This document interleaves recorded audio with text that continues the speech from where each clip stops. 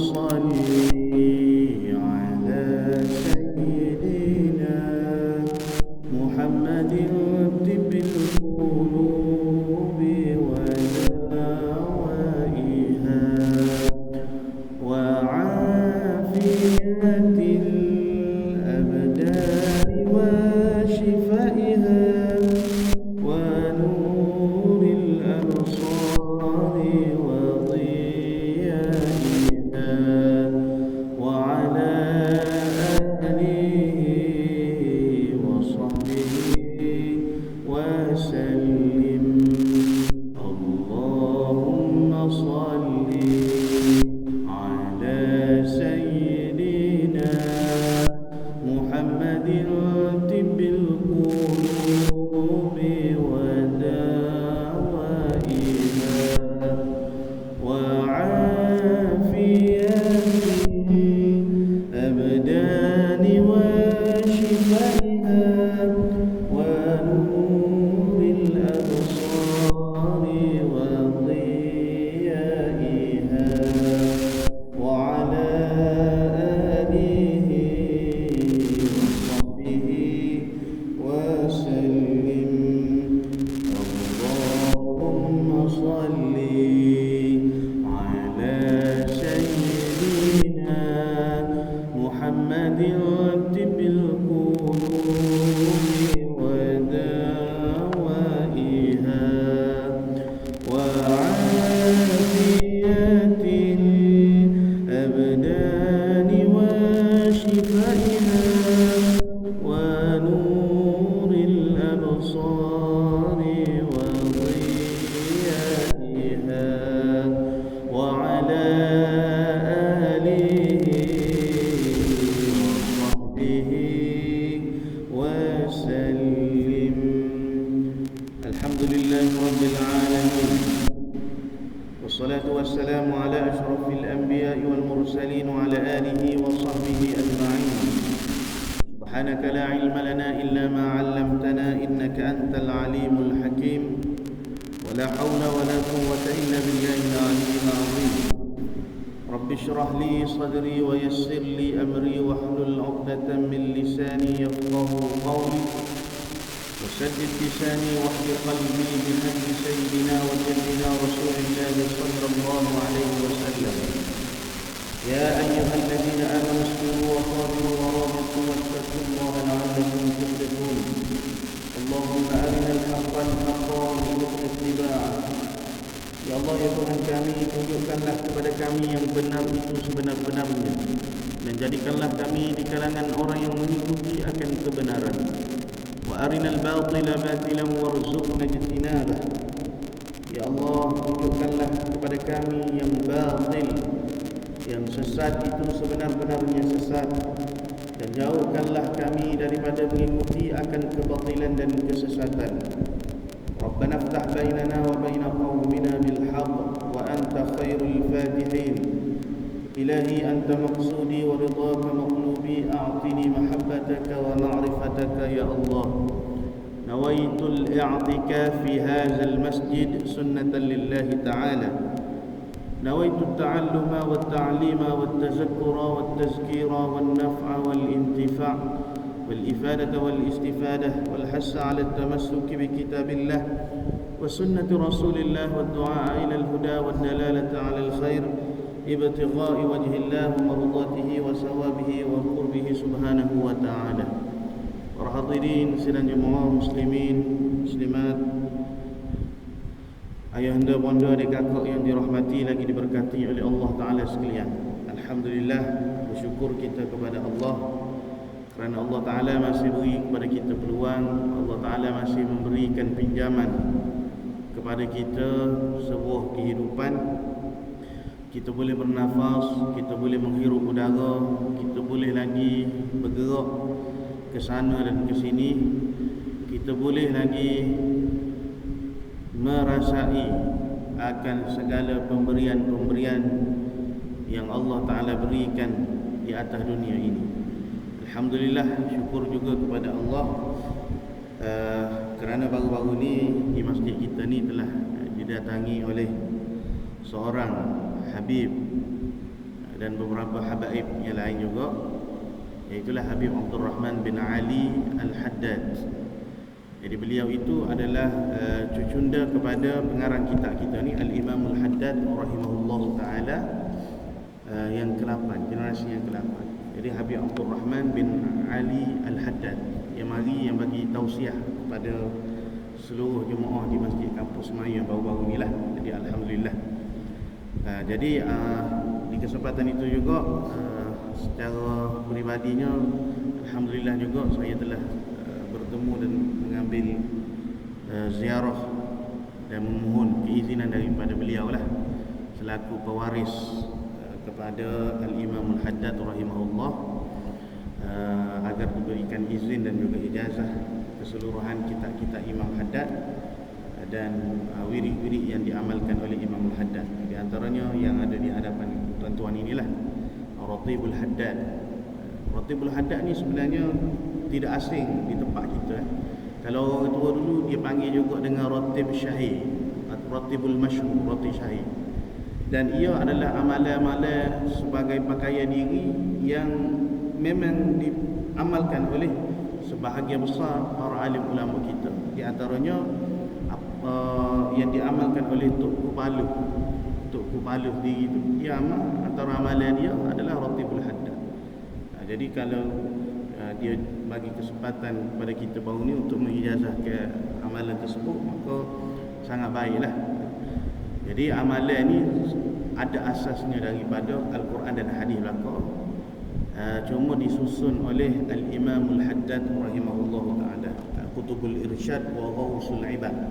Seperti mana yang kita pernah sebut pada permulaan kita dulu, Al-Imam Al-Haddad ini salah seorang yang disebutkan oleh para ulama sebagai kutub, wali kutub pada zaman dia.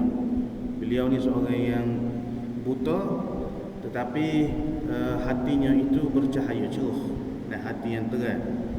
Kerana daripada kecil sehinggalah dewasa, kehidupan dia ni terlalu berpegang, tamassak kita kata, dengan sunnah Rasulullah sallallahu alaihi wasallam. Bahkan disebutkan amalan seharian Imam Al-Haddad ini, sembahyang sunatnya tidak kurang daripada 100 rakaat satu hari, termasuk sembahyang rawatib, sembahyang mutlak dan sebagainya lah. Itu Imam Al-Haddad, istiqamah dia daripada muda sehinggalah dewasa. Bahkan di Hadraul Maut sana, di Tarim sana, kebanyakan ataupun setiap masjid yang disinggah oleh Al-Imam Al-Haddad rahimahullah, maka Al-Imam Al-Haddad ini akan mendirikan sembahyang sunat dengan jumlah yang sangat banyak. Atau amalan dia singgah, dia sembahyang sunat mutlak, sembahyang sunat. Bahkan Imam Al-Haddad ini seorang yang sangat sabar. Dia menanggung dan menahan kesakitan selama lebih kurang 30 tahun disebutkan, tanpa dia beritahu kepada siapa-siapa pun. Setelah 30 tahun barulah dia cerita, sesungguhnya aku telah merasai kesakitanku ini. Disebutkan Al-Imam Al-Haddad demam, ataupun kita kata sakit pening kepala lah, yang lama sehingga 30 tahun lamanya barulah dicerita. Itu kesabaran para ulama dan juga para awliya di dalam menerima ujian yang Allah Ta'ala timpa kepada mereka. Jadi setiap kesakitan, setiap apa yang kita terima itu adalah daripada Allah. Lalu para ahlillah ini dia menahan kesabaran, mana dia menahan kesakitan itu dengan penuh kesabaran, dengan penuh kesyuhudan di hati dia, dengan penuh rasa kegembiraan, dengan penuh rasa keseronokan. Ini kita hanya cerita perasaan orang lah. Kalau kena ke kita tu mungkin sebaliknya lah. Sebab kita ni orang yang tidak tahan dengan kesakitan. Bagi kita tak embuh sakit. Sebab apa? Ialah macam-macam lah. Mungkin bila bagi sakit ni susah nak buat ketaatan, nak buat ibadat tu sendiri, susah nak cari rezeki dan sebagainya. Betul lah kan? Baik, itu sedikit sebanyak berkenaan dengan sirah ataupun sejarah tuan kita lah, Al-Imam Al-Haddad rahimahullahu ta'ala. Kita sambung pengajian kita An-Nasaihud Diniyah wal Wasayil Imaniyah, nasihat-nasihat agama dan wasiat-wasiat keimanan, karangan Syekhul Islam Hujjatul Imam Sayyidul Habib Abdullah bin Alawi Al-Haddad Al-Hadrami Al-Syafi'i rahimahullah ta'ala. Qala al-muallif rahimahullah ta'ala wa nafa'ana bi'ulumihi fi daraini amin ya rabbal alamin. Kata Imam Al-Haddad rahimahullah, sebab itulah engkau dapati mereka tidak pernah mengingati akhirat dan tidak pernah memikirkan tentang soal akhirat. Mereka tidak pernah mengambil berat tentang soal maut ataupun soal kematian, dan tidak terlintas di hati mereka bahawa ajal mereka akan tiba. Ada kalanya terkenang juga akan kematian, tetapi tidak pula memberi bekas sedikit pun di hati. Baik, jadi kita sambung nasihat Al-Imam Al-Haddad, masih lagi dalam perbahasan ataupun dalam tajuk kategori cita-cita. Jadi kita masuk cita-cita yang ketiga. Kategori cita-cita yang ketiga ni iaitulah orang yang terpedaya, maghrurin, dan orang yang bodoh. Kerana apa? Kerana di dalam hati dia tu menyimpan angan-angan, menyimpan harapan untuk terus hidup, sehingga dia terlupa akan urusan akhiratnya, dan dia teralfa ni makna terlupa lah untuk mengingati akan kematian.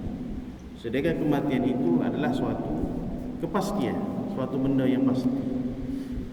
Jadi kita ni sebenarnya semakin hari semakin dekat dengan kematian kita.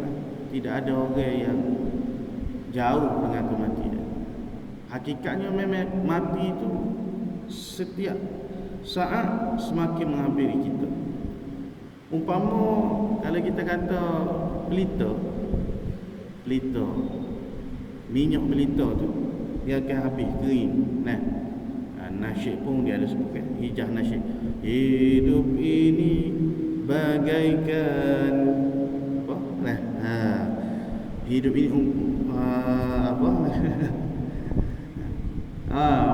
tu apabila minyak sudah kering, ia akan pasti padam sendiri. Maknanya semakin hari tak ada orang.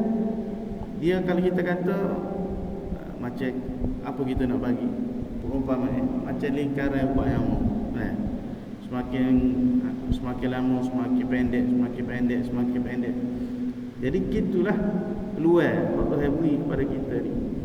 Semakin dekat dengan kematian.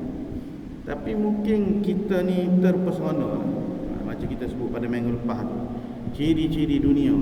Apa Allah Ta'ala kata, i'lamu annama al-hayata ad-dunya la'ibun wa lahwun wa zinatun wa tafakhurun bainakum wa takasurun fil amwal wal aulad kama sali ghaysin a'jaba al-kuffar nabatuhu summa yahiju fatarahu musfarra summa yakunu hutama wa fil akhirati 'adzabun shadidun wa maghfiratun min Allah wa ridwan wa mal hayatud dunya illa mata'ul. Jadi Al-Imam Ibn Katsir rahimahullahu ta'ala, masih lagi kita nak menceritakan tentang sifat dunia. Apa kata Al-Imam Ibn Katsir rahimahullah di dalam tafsir dia? Allah Ta'ala telah berfirman dengan merendahkan dan menghinakan kehidupan dunia di dalam ayat yang kita bacakan tadi, iaitu dihasilkan oleh hal-hal duniawi bagi penghuninya hanyalah disebutkan itu. Seperti mana dalam ayat-ayat lain kata Allah, apa kata Allah? A'udzu billahi minasyaitonir rajim. Zuyyina lin-nasi hubbusy syahawati minan nisa'i wal banina wal qanatiril muqantarati minadh-dhahabi wal fiddah wal khailil musawwamati wal an'ami wal harth dzalika mata'ul hayatid dunya wallahu 'indahu husnul ma'ab. Dihiasi bagi sekalian manusia, dijadikan indah bagi manusia, dijadikan perhiasan zuyin, dihiasi zinah. Zinah ni maknanya perhiasan gitu, perkakas, alat soleh, apa lagi kita kata, benda yang kita beri, benda yang kita nak. Jadi Allah sendiri jadikan perhiasan bagi manusia tu apa? Hubbus syahwat, cinta, suka kepada syahwah. Syahwah ni keinginan, syahwah, nafsu syahwah kita kata. Satu, jadi keinginan cinta kepada syahwah tu daripada apa? Minan nisa. Tabiat kita, kalau orang lelaki dia minat kepada orang perempuan, orang perempuan dia kasih, dia beri, dia macam magnet, utara dengan selatan, jadi takut, dia jadi ngeret. Mana hak tu memang kejadian dia gitu tu aja. Suka kepada orang perempuan. Kalau satu orang lelaki tiba-tiba dia tengok kepada orang perempuan tak suka, tu pelik tu. Maknanya ada benda lain dalam hati dia. Kemudian wal banin, beri, seronok, suka, kasih kepada anak-anak. Kalau orang bujang dia nak menikah, dia tengok orang perempuan, rasa nak buat jadi bini dan sebagainya. Setelah mana dia dapat orang perempuan kahwin, dia tengok orang lain ada pasangan, ada anak, dia pun rasa nak ada anak juga macam orang lain. Jadi nikmat Tuhan memang bagi gitu.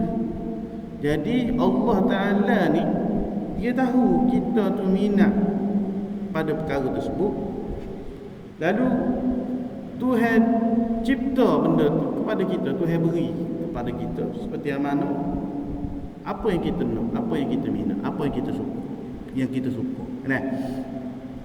Kemudian wal qanatiril muqantarati minadh dhahabi wal fiddah, harta benda yang banyak bertimbuk-timbuk dari emas dan juga perak, minadh zahab wal fiddah, rumah, batu-batu, perhiasan, apa lagi, ini memang secara tabiatnya diingini, disukai oleh diri manusia.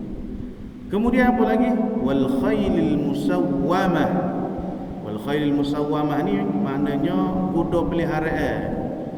Kuda peliharaan tu kuda tunggangan. Zaman dulu kita kata kuda sebagai alat tunggangan manusia. Sekarang ni kita kata kenderaan lah. Kereta sedap, nak kereta mewah, nak kereta comel, nak ada motor sedap, tu memang tabiat dia. Nak ada motor RZ, dan baru ni ada fashion RZ. Kalau tekan, maknanya secara tabiatnya, secara tabiinya memang manusia tu suka. Dia tengok kawan dia pakai kereta sedap, berasa nak tukar kereta tu. Macam kereta kawan dia, lepas naik kereta kawan dia tu, tukar kereta kawan dia, rasa sedap pula tengok kereta orang lain, nak tukar. Hak tu memang hak ada, hak ada dalam diri manusia. Kemudian apa lagi? Wal an'ami wal hars. Begitu juga kita ni Allah Ta'ala jadikan binatang-binatang ternak serta kebun-kebun tanaman. Ada ladang sawit, ada kebun durian, ada dusun, muktar dan sebagainya. Maknanya kita beri, kita menikmati benda tu. Zalika mata'ul hayatid dunya, demikian itulah dipanggil sebagai kesenangan dunia yang dapat kita nikmati. Wallahu 'indahu husnul ma'ab, dan ingatlah pada sisi Allah ada tempat kembali yang mana tempat itu adalah sebaik-baik tempat, iaitu syurga.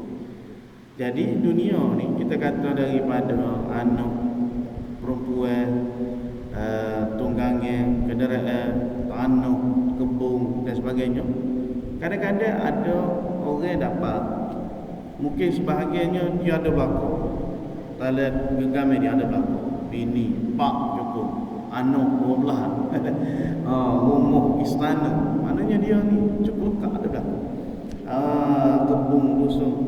Tapi sehebat mana pun, kita kata sebanyak mana pun yang dia miliki, pasti benda tu tidak akan puas dan tidak akan kekal. Ada satu perkataan Hamka, dia kata apa? Dunia ni walaupun direbut belum tentu akan dapat. Kalau dapat pun belum tentu akan kekal. Nah, kalau kekal pun belum tentu akan puas. Kalau syurga itu, kalau kita minta, sudah pasti akan dapat. Setelah mana kita dapat, sudah pasti akan kekal, sudah pasti akan bertambah kenikmatannya, jauh sama sekali dengan kenikmatan dunia. Begitulah perumpamaan. Maka firman Allah Ta'ala, kata Ibn Katsir, summa yahidu fatarahu musfarran summa yakunu hutama. Kemudian tanaman itu bergerak segar ke suatu masa tertentu, selepas itu kau melihatnya berupa kuning, akhirnya ia menjadi hancur bersepai. Ini kembali kepada ayat yang kita baca pada permulaan tadi.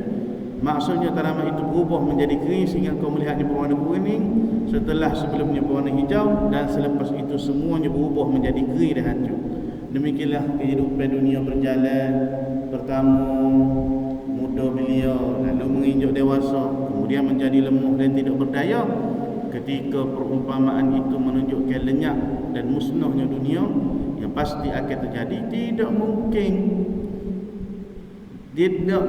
tidak, dan bahawasanya akhirat itu pasti ada.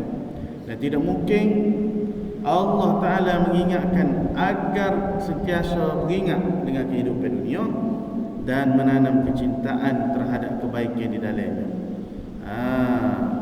Jadi kehidupan ni ya untuk kita nikmati, tapi kena ingat apa yang kita nikmati itu pasti akan disoal oleh Allah. Wala tus'alunna yawma idzin 'anil na'im. Selagi akan datang kamu akan ditanya tentang segala nikmat-nikmat yang kamu peroleh, yang kamu miliki. Bahkan dalam satu hadis kata Nabi SAW, mawdi'u sautin fil jannati khairun minad dunya wa ma fiha. Satu tempat di syurga yang sebesar cemeti lebih baik daripada dunia dan seisinya. Rawahul Bukhari. Dalam hadis lain kata Rasulullah, al-jannatu aqrabu ila ahadikum min syiraki na'lihi wan naru mislu zalim.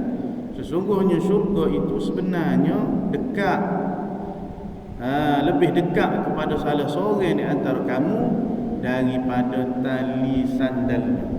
Tali sandalnya maknanya selipar kita pakai tu. Syurga tu sebenarnya lebih dekat. Wan naru mislu zalim. Begitu juga dengan neraka. Apa maksud dia? Maksudnya kematian itu dekat dengan kita. Jadi kalau kita ni orang yang beriman, orang yang bahagia, derah kita akan menikmati syurga Allah. Sebaliknya, kalaulah kita ni orang yang berdosa, bahkan memang kita ni orang yang berdosa, orang yang lalai, orang yang lupa, orang yang alfa tentang kematian, maka bila kita dihampiri dengan kematian, kita mati, bertemu dengan akhirat, maka neraka pun dekat juga dengan kita. Begitulah diumpamakan hadis yang disebutkan oleh Rasulullah sallallahu alaihi wasallam. Kemudian Al-Imam Fakhruddin Ar-Razi menyebutkan, ini syarahan para mufassirlah, ketahuilah olehmu bahawasanya hidup di dunia ini ada hikmahnya dan ada benarnya. Ia adalah kerana Tuhan telah berfirman bahawa Ia lebih tahu apa yang manusia tidak mengetahui, dan bukan ada hikmah dan ada kebenarannya, nescaya Allah tidak akan berfirman sedemikian. Kalaulah apa maksud dia? Sebenarnya segala yang Allah Ta'ala sebut dalam Quran itu betul berlaku, benar. Apa dalilnya? Allah Ta'ala zahirkan pada diri manusia dan kejadian-kejadiannya. Kalau kita ni ingat betul-betul kepada Allah, cuba kita keluar sekejap. Keluar di sini dengan makna kita pandai segala yang berlaku dalam kehidupan kita ni, termasuk apa yang berlaku pada diri kita. Seolah-olahnya kita kata gini lah, kita tengok tengok TV misalnya, tengok cerita, hakikat sebenarnya hak dalam cerita tu termasuk diri kita juga. Allah Ta'ala kata ada manusia yang ciri-ciri dia tamak kepada dunia hingga lupa kepada akhirat. Jadi kita pun tengok, seolah kita kata kita tengok dalam TV. Patut kita berperanan sebagai apa dalam cerita tersebut, watak sebagai siapa, termasuk dengan ciri-ciri yang Allah Ta'ala sebut sebagai orang yang tamak, ataupun orang yang sebaliknya, orang yang menginsafi, orang yang tidak menipu manusia, orang yang mengingati akhirat.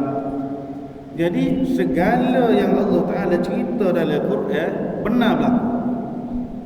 Tidak ada yang benar melainkan benar, tidak ada yang dusta, kecuali semuanya benar berlaku. Dia Tuhan zahirkan kepada kita. Jadi bila kita berjumpa dengan manusia, kadang-kadang kita bertemu dengan orang yang jenis ambil kesempatan.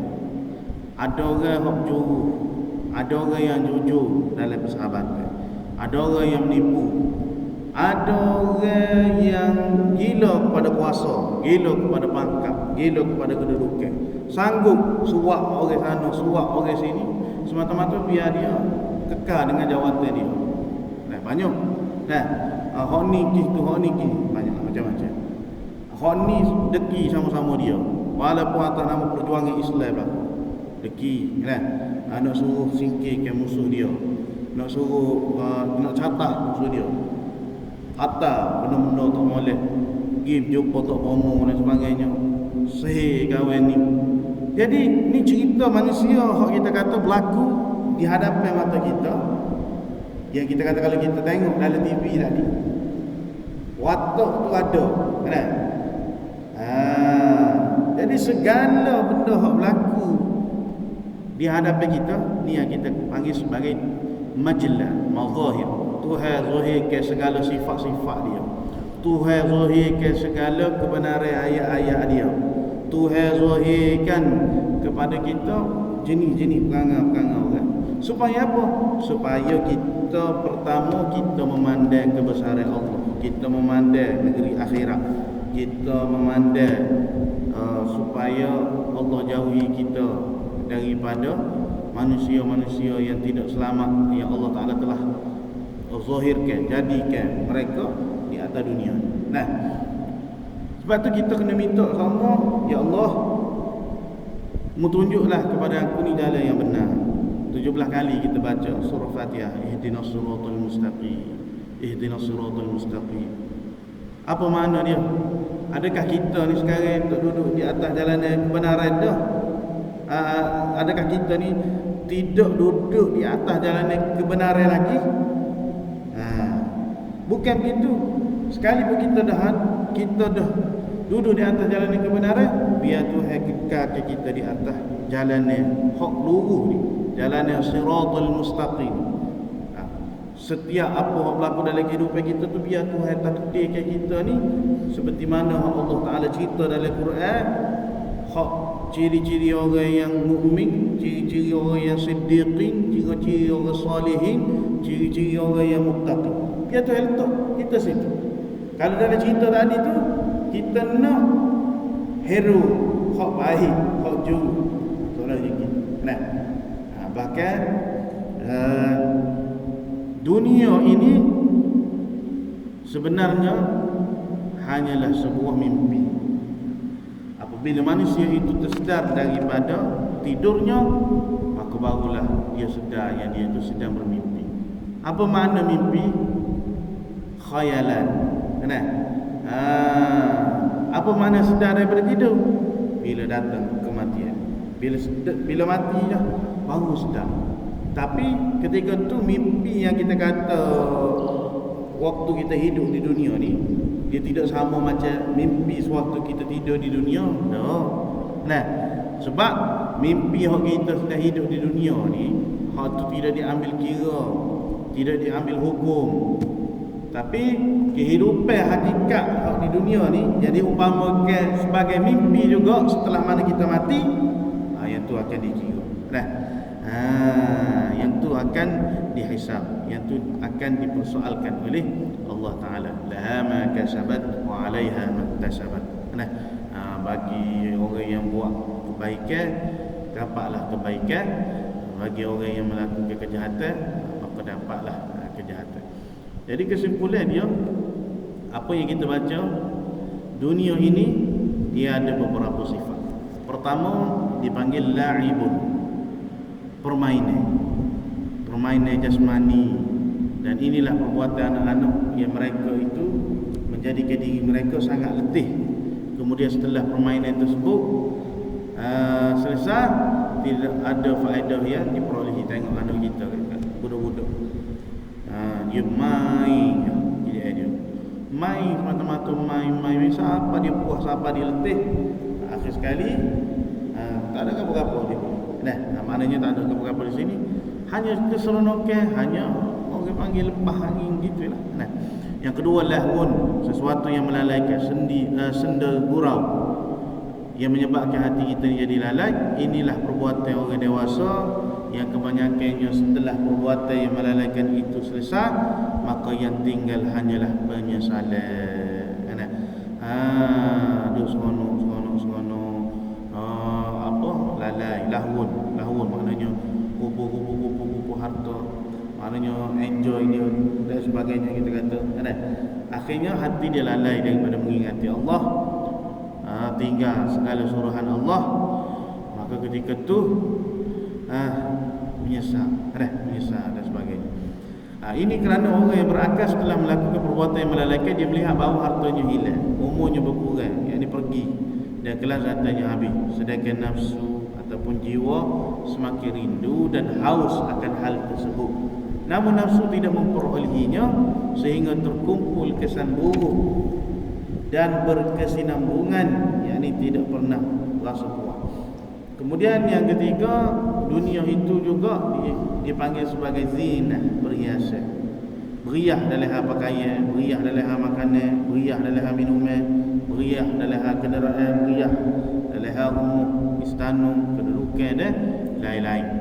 Seperti mana kata Abdullah ibn Abbas radhiyallahu anhuma, maksudnya adalah bahawasanya orang kafir sibuk sepanjang hidupnya untuk mencari perhiasan dunia tanpa beramal untuk akhirat.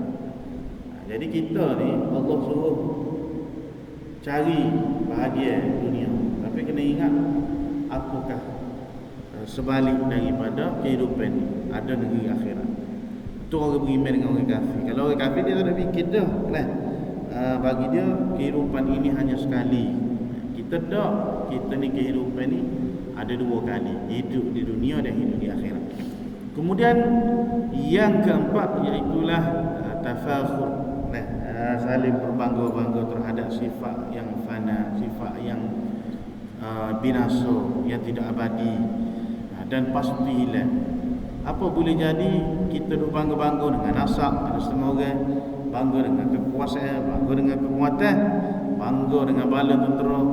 Ya, semuanya pasti akan lenyap, semuanya akan binasa. Dan saling berbangga di antara kamu itu, masa-masa dari penduduk dunia ingin membanggakan antara yang lain, dan ingin supaya dia menjadi jago dalam semua urusannya, dan ingin mendapatkan kemasyhuran, populariti dalam semua keadaan. Maka berbangga dengan anak, dengan harta, menginginkan dia lebih banyak daripada hal yang lainnya dari harta dan anak, semua ini hanya terjadi pada pencinta dunia dan yang merasa damai dengan dunia. Maka kata Abdullah ibn Abbas radhiyallahu anhu, mengumpulkan harta dalam kemukaan Allah dan membanggakan harta terhadap wali-wali Allah, serta mengeluarkan harta dalam perkara-perkara yang mendatangkan muka Allah, maka dia menjadi kegelapan yang bertumpuk-tumpuk, menyebabkan kegelapan di hati kita. Dan kata Imam Hasan Basri rahimahullah, Apabila kamu melihat orang yang mengalahkanmu dalam perkara dunia, maka kalahkanlah dia dengan perkara akhirat. Jadi mudah-mudahan Allah Ta'ala selamatkan kita daripada tipu dunia yang menjadikan kita ni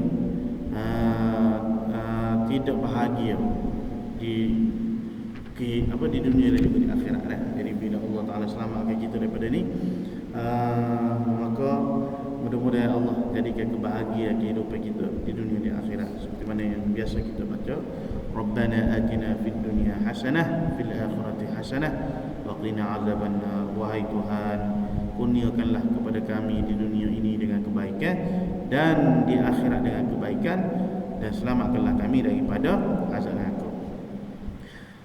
Baik, ada kalanya terkenang juga akan maut, tetapi tidak boleh memberi bekas sedikit pun di hati. Jadi orang ni kadang-kadang dia teringat pada kematian juga, tapi maknanya dia ada sayang-sayang dia yang mati, saudara mara dia yang mati, rakan dia yang meninggal. Setakat dia ingat gitu je lah. Mana tak beri bekas hati dia ni, orang panggil tak ada kesan. Orang cerita pasal kematian, pasal akhirat kau, pasal kubur kau, tak ada apa-apa. Jika pun mereka takut oleh kesan maut, mereka cuba tidak menghiraukannya, seraya yakni lalu mencari jalan untuk melupakan kematian. Jangan bercakap, jangan duk tazkirah pasal kematian. Tak saya dengar. Pergi jauh. Melupakan maut dari ingatan mereka. Supaya apa? Supaya perkara itu tidak mengganggu urusan dunia mereka dan menghalang mereka dari mengecap kesenangan dan kelazatannya. Cita-cita serupa ini adalah cita-cita yang buruk dan dikeji pula. Orang yang mempunyai cita-cita ini dikira, yakni dianggap sebagai orang yang rugi. Kerana apa? Kerana ia telah dilalaikan oleh harta benda dan anak pinaknya dari mengingati Allah Ta'ala. Nanti apabila maut datang menjemputnya dan ia pun melihat keadaan akhirat dengan biji matanya sendiri, ia akan memohon kepada Allah sebagaimana yang diceritakan oleh Allah Ta'ala di dalam Al-Quran yang berbunyi, Tuhanku, mengapakah tidak engkau beri akan tangguh barang sedikit waktu. Ini ayat yang pernah kita baca dahulu. Apa kata Allah?